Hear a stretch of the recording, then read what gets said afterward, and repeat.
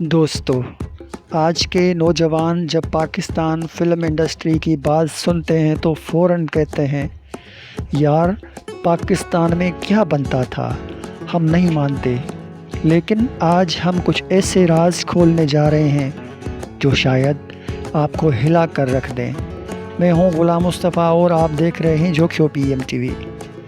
دوستو، 1983 میں ایک فلم آئی دہلیز۔ اس فلم میں تھے پاکستان کے سپر اسٹار ندیم اور خوبصورت اداکارہ شبنم۔ یہ فلم صرف ایک فلم نہیں تھی، یہ سینما گھروں کی رونق تھی۔ کہانی، جذبات اور گیت سب کچھ ایسا تھا کہ لوگ بار بار سینما جاتے تھے۔ اور پھر ایک گیت آیا، تجھ کو اپنا نام بنایا تو میرا نام نہیں۔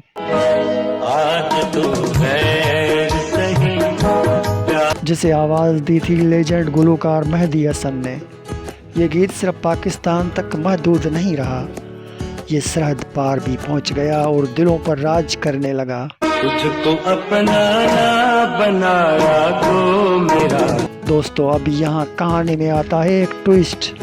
بھارت میں ایک فلم آئی اونچے لوگ، جس میں تھے راجیش کھنہ اور سلما آغا، اور حیران کن بات یہ تھی کہ اسی پاکستانی گیت کی دھن، وہی احساس، وہی لائنیں اور آواز دی کشور کمار۔ تجھ کو اپنا نہ بنایا تو بغیر کریڈٹ، بغیر اجازت۔ یہ وہ وقت تھا جب پاکستان کا ٹیلنٹ اتنا طاقتور تھا کہ بالی ووڈ بھی متاثر ہوئے بغیر نہ رہ سکا۔ چلیے اب چلتے ہیں 1960 کی طرف۔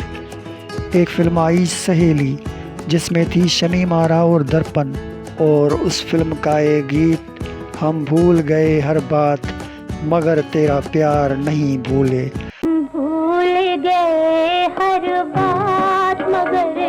آواز تھی نسیم بیگم۔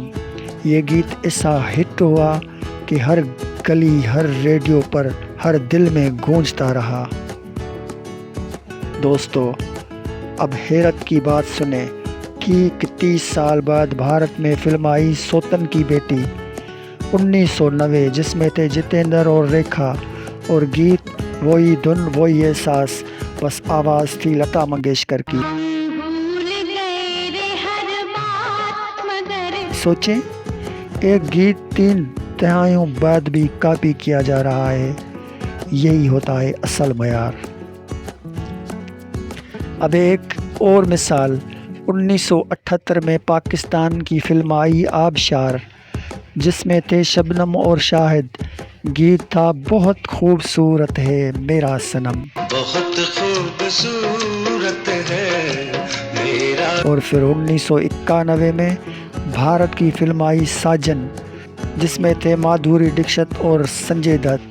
گیت، بہت پیار کرتے ہیں تم کو صنم، بہت پیار کرتے ہیں تم۔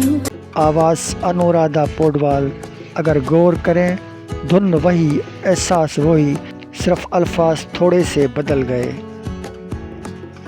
تو دوستو، یہ تھے کچھ راز جو شاید بہت کم لوگ جانتے ہیں۔ پاکستان فلم انڈسٹری صرف فلمیں نہیں بناتی تھی، بلکہ ٹرینڈ سیٹ کرتی تھی۔ وہ وقت جب یہاں کا ٹیلنٹ سرحدوں سے آگے بولتا تھا، اور آج ہم خود اپنی تاریخ بھول چکے ہیں۔ اگر آپ چاہتے ہیں کہ ہم پاکستان کے ایسے ہی چھپے ہوئے حقائق سامنے لاتے رہیں تو ویڈیو کو لائک کریں، چینل کو سبسکرائب کریں، اور کمنٹ میں ضرور بتائیں کیا آپ کو بھی لگتا ہے کہ پاکستان فلم انڈسٹری کا اصل مقام دنیا کو دکھانا چاہیے۔ میں ہوں غلام مصطفیٰ اور آپ دیکھ رہے تھے جوکھیو پی ایم ٹی وی۔